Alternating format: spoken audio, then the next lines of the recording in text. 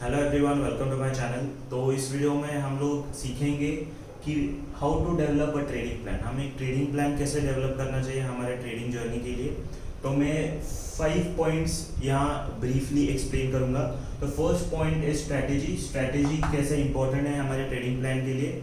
Second thing is risk management, कितना risk करना चाहिए हमें हमारे ट्रेडिंग में। Third point is your markets, कौन से मार्केट्स में हम लोग ट्रेड कर रहे हैं, दैट इज इम्पोर्टेंट। और फिर वो अगर आप लोग ऑप्शंस, फ्यूचर्स या फिर क्रिप्टो या फिर फॉरेक्स में भी ट्रेड कर रहे हो, तो फॉर दैट मार्केट आपकी स्ट्रैटेजी कैसे बिहेव कर रही है, कितना आपको रिटर्न दे रही है, वो आपको मालूम चाहिए। जर्नलिंग आपको चाहिए to improve as a trader, मैं ब्रीफली आपको एक्सप्लेन करूँगा। And psychology which is the most important part of your trading journey. तो फर्स्ट हम लोग स्टार्ट करेंगे स्ट्रैटेजी के बारे में। तो मोस्टली अगर इंडिया में या फिर कहीं भी एज ट्रेडर्स आप लोगों को पूछेंगे कि आपका ट्रेडिंग प्लान क्या है, तो most traders will say that मेरा ट्रेडिंग प्लान मेरी स्ट्रैटेजी है, और या फिर वो आपको आपकी स्ट्रैटेजी एक्सप्लेन करना स्टार्ट करेंगे। So strategy is one part of your trading plan. तो स्ट्रैटेजी क्या है? आपकी जो ट्रेडिंग सिस्टम है, अगर आप पिवोट पॉइंट्स ट्रेड कर रहे हो तो that is your trading strategy. कि रोज इंट्राडे में आप पिवोट पॉइंट ब्रेक पर एक ट्रेड ले रहे हो, या फिर ईएमए पुल बैक पे ट्रेड कर रहे हो, मूविंग एवरेज यूज कर रहे हो, बॉलिंजर बैंड्स यूज कर रहे हो, that is your trading strategy. That is one part. So trading strategy important क्यों है?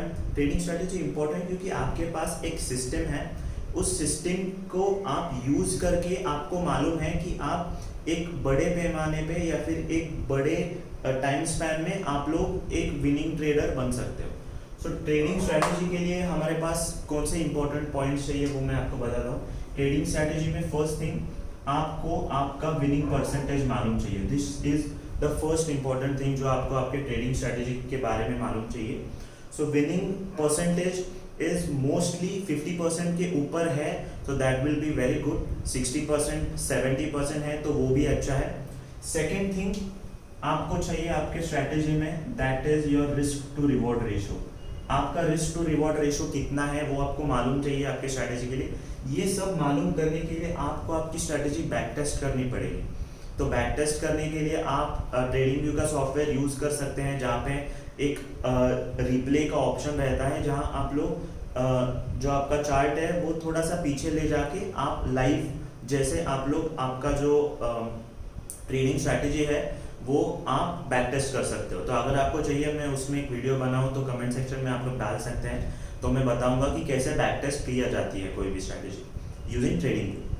तो risk to reward ratio is important, यानी कि अगर आप लोग मान लीजिए अगर आप लोग 100 रुपीज़ आप लोग रिस्क कर रहे हो, तो your target should be at least for 200 rupees. मतलब अगर आपका स्टॉप लॉस है 100 पॉइंट्स का और आपने एक शेयर उठाया है, तो दैट मीन्स कि अगर आपका स्टॉप लॉस हिट हो रहा है तो आपके 100 रुपीज़ जा रहे हैं।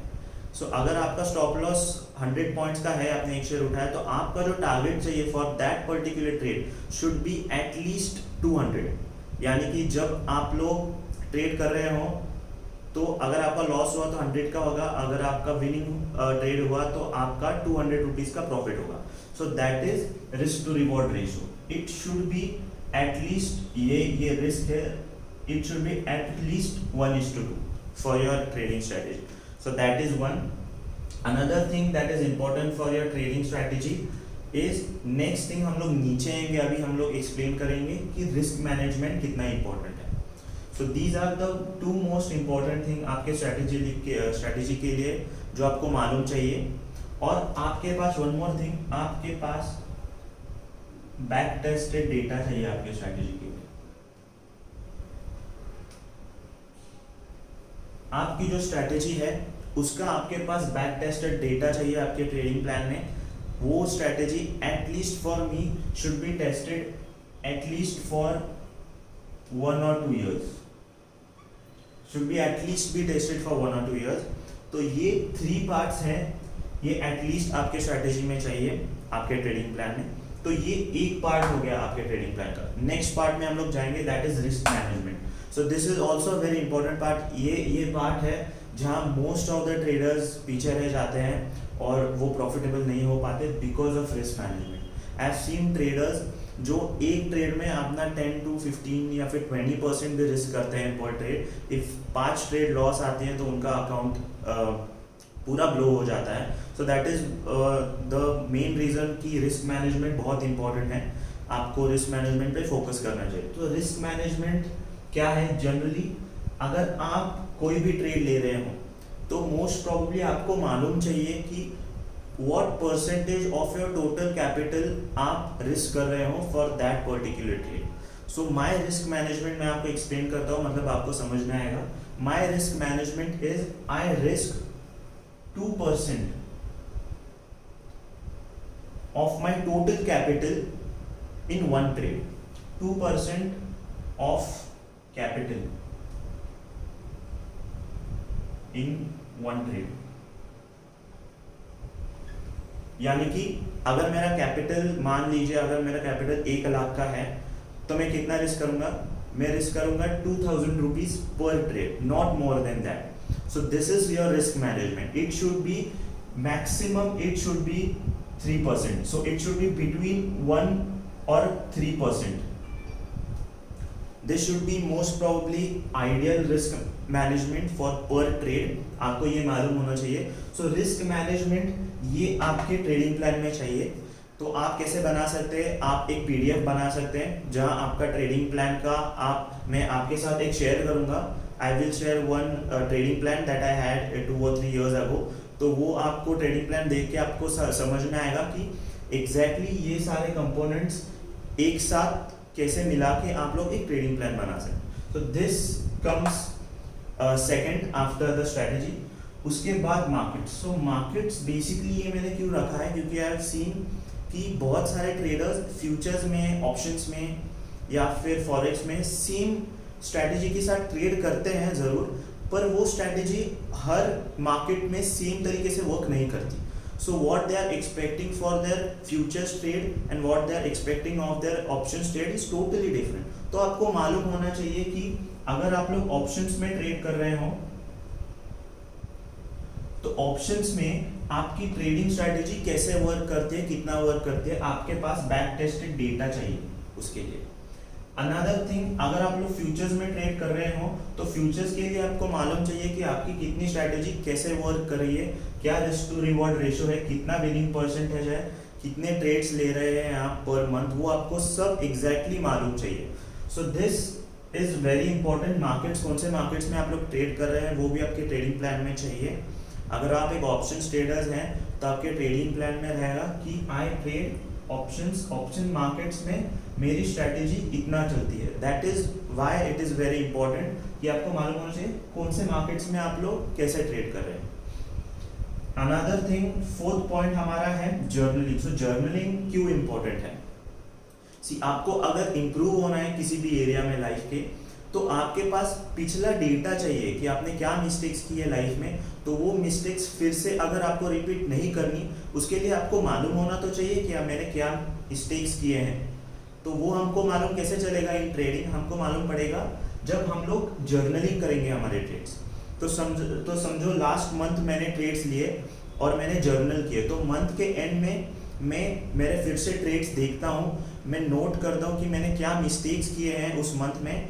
नोट करने के बाद फिर I improve as a trader. मतलब अगर मैंने कौन सा भी ट्रेड लिया है और मैंने स्टॉप लॉस सेट किया है और मैंने स्टॉप लॉस हिट होने के पहले ही ट्रेड क्लोज कर दी, सो वो मेरे ट्रेडिंग स्ट्रैटेजी में नहीं था। My trading strategy states either it is your stop loss hit और योर टारगेट गेट्स हिट, बीच में कहीं नहीं निकलना है। सो देन वो जर्नलिंग देखने के बाद मुझे पता चलेगा कि okay what I have done is wrong, मुझे इम्प्रूव करना चाहिए। इसलिए journaling is important to improve as a trader. Automatically आप एज अ ट्रेडर इंप्रूव होंगे, आपके ट्रेड्स इंप्रूव होंगे, आपका कैपिटल बढ़ेगा, आपके विनिंग परसेंटेज बढ़ेंगे। एवरीथिंग डिपेंड्स अगर आपको एज अ ट्रेडर इंप्रूव करना है तो। अगर आप लोग जर्नलिंग नहीं करोगे, आपको मालूम ही नहीं पड़ेगा आपने क्या मिस्टेक्स किए हैं, and then improving as a trader हो जाता है बट एक स्लो प्रोसेस होगा। अगर आप लोग जर्नलिंग करोगे तो आप बहुत अच्छी तरीके से फास्ट आप इंप्रूव कर सकते हो as a trader. So last point is psychology. So trading psychology बहुत सारे लोग ट्रेडिंग साइकोलॉजी मालूम ही नहीं है उनको कि ट्रेडिंग साइकोलॉजी एग्जैक्टली होता क्या है। So in simple terms trading psychology is, अगर आप लोग एज अ ट्रेडर हैं, आप सबको मालूम है कि trading is a very lonely field, या फिर ट्रेडिंग अगर आप कोई कम्युनिटी में नहीं है and trading is very difficult. तो स्टार्टिंग में आपको थोड़े लॉसेस लेने पड़ते हैं, आपको आपकी स्ट्रैटेजी डेवलप करनी पड़ती है, but everything is a process.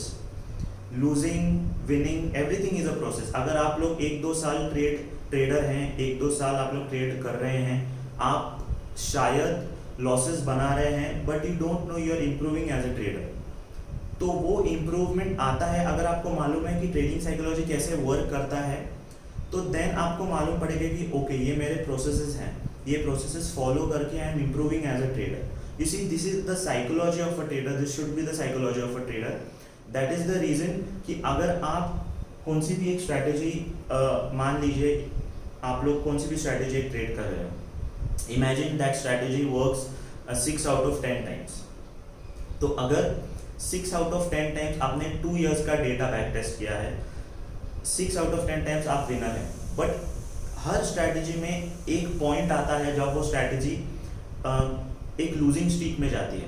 Losing streak as in 5 to 10 trades आपको लॉसेस मिलेंगे। So at that point your trading psychology should be on point, क्योंकि अगर आपकी ट्रेडिंग साइकोलॉजी ऑन पॉइंट नहीं है, आपको आपके प्रोसेसेस नहीं मालूम, आपको आपका बैक टेस्टेड डेटा नहीं मालूम, तो फिर आप वो स्ट्रैटेजी छोड़ के नई स्ट्रैटेजी में जाएंगे। नई स्ट्रैटेजी में जाके 1-2 आपके विनिंग ट्रेड्स बैठेंगे, आप ये वाली स्ट्रैटेजी भूल जाएंगे, नेक्स्ट स्ट्रैटेजी में जाएंगे, वो नेक्स्ट स्ट्रैटेजी आपको लॉसेस फिर से देगी, फिर से आपकी स्ट्रीक आएगी, फिर से नए स्ट्रैटेजी में जाएंगे। So this will keep on happening. So as a trader आपकी ट्रेडिंग साइकोलॉजी चाहिए कि मैं एक ट्रेडिंग प्लान बना रहा हूँ, ये मेरे सारे प्रोसेसेस हैं, ये प्रोसेसेस फॉलो करके आप अपनी ट्रेडिंग साइकोलॉजी को बढ़ा सकते हैं, ट्रेडिंग साइकोलॉजी को इम्प्रूव कर सकते हैं। मैं ट्रेडिंग साइकोलॉजी पे एक वीडियो बनाऊंगा इन डिटेल, कैसे आप लोग आपकी ट्रेडिंग साइकोलॉजी इम्प्रूव कर सकते हो as a trader, but now मैं ब्रीफली एक्सप्लेन कर रहा था। तो ये 5 इंपॉर्टेंट पॉइंट्स हैं जो आप यूज़ कर सकते हैं आपके ट्रेडिंग प्लान डेवलप करने के लिए। I will give you an idea. आप एक वर्ड फाइल में ये स्टार्ट कर सकते हैं। वर्ड फाइल में पहले आप लोग देख सकते हैं कि मेरी ट्रेडिंग स्ट्रैटेजी क्या है, स्क्रीनशॉट्स लीजिए, या फिर आप लोग एक पैराग्राफ में लिख सकते हैं कि आपकी ट्रेडिंग ट्रेडिंग स्ट्रैटेजी क्या है। नेक्स्ट थिंग आप लोग डाल सकते हैं नेक्स्ट पेज में कि आपकी रिस्क मैनेजमेंट क्या है, आप कितना रिस्क करते हो पर trade, and you have to bide by that. मतलब अगर 2% 1% लिखा है तो पर ट्रेड उतना ही आपको रिस्क करना है। एंड देन मार्केट्स, कौन से मार्केट्स में आप लोग ट्रेड करते हो, ऑप्शंस में करते हो तो ऑप्शंस में ही करना है, फ्यूचर्स में ही करना है। देन जर्नलिंग आप कब करने वाले हो, आप लोग रिफ्लेक्ट कब करने वाले हो, आपने 1 वीक जर्नलिंग किया। Then Saturday Sunday is the day जहाँ आप लोग देखेंगे कि मंडे टू फ्राइडे मैंने कौन से ट्रेड्स लिए हैं, मैंने क्या मिस्टेक्स किए, ये आपको देखना चाहिए एज अ ट्रेडर।